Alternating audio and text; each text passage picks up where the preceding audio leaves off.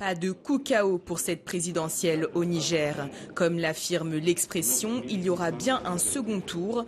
Après 24 heures d'attente, la CENI confirme Mohamed Bazoum, avec 33,33% des voix, affrontera au second tour le président Mahaman Ousmane, qui n'a obtenu que 17% lors de ce premier tour. Les suffrages exprimés valables s'élèvent à 4 778 573.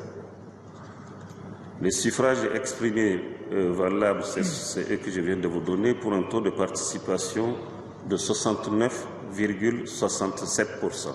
Mais l'écart est insuffisant pour proclamer un vainqueur. L'heure est désormais à la recherche d'alliances pour pouvoir succéder à Mahamadou Issoufou avant le second tour prévu pour le 20 février prochain. Parmi les nombreux partis politiques et la trentaine de candidats, les anciens premiers ministres Seyni Oumarou, arrivé 3e, et Albadé Abouba, 4e, du même bord politique, pourraient en faire partie. Seul Ibrahim Yacouba, ancien ministre des Affaires étrangères, arrivé 5e, reste dans l'opposition. Mahamadou Issoufou, 68 ans, après 2 mandats constitutionnels, avait décidé de ne pas se représenter. C'est la première fois dans l'histoire du pays qu'un président élu succédera à un autre président élu. Une fierté pour le président sortant. C'est un jour spécial pour moi, mais surtout pour le Niger qui connaîtra pour la première fois de son histoire une alternance démocratique. À la fin du processus électoral, il y aura un vainqueur et quel qu'il soit, la victoire appartiendra au peuple nigérien. Une belle avancée pour l'histoire démocratique du Niger.